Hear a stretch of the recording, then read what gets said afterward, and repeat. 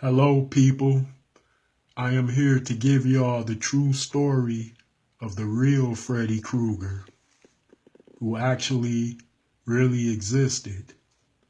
So, did you know that the filmmaker of the original Nightmare on Elm Street forgot to mention that his movie was based on a real child killer named Frederick Krueger, who lived in St. Clair Shores, Michigan?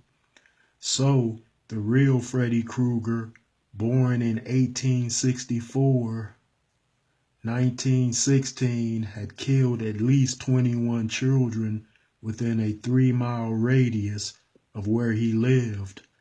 Oh, and the film writer also forgot to mention that the real Freddy Krueger killed many children that lived on a very real street named Elm Street. Oh, this Freddy Krueger murdered the children with a gardening claw while they slept.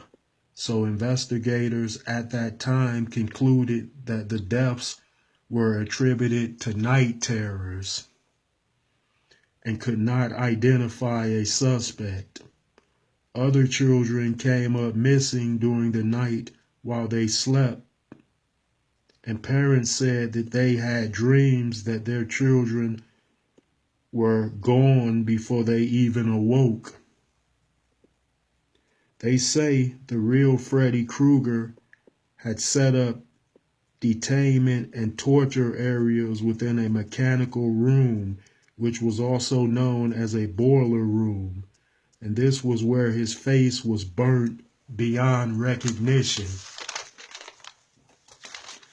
So, Freddy Krueger was eventually caught and committed to an institution for the criminally insane after determined that by the courts.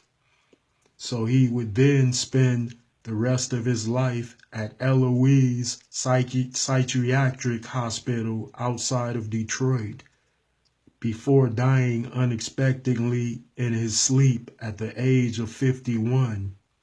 Then the deceased Fred Krueger was shipped back to the city and buried in Woodmere Cemetery, where his headstone shows his name. And long before the Elm Street films, Macomb and Wayne County are said to be haunted by the ghost of Freddy Krueger and his Elm Street victims. So this is my take on it.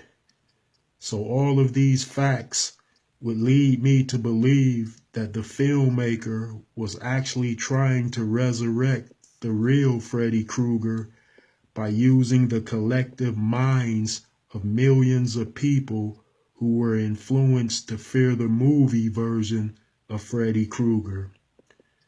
The facts in this matter are undeniable in an overstating way. And that is because the director-writer of A Nightmare on Elm Street made it seem like he was the true originator of Freddy Krueger. But now we find out that this guy really existed.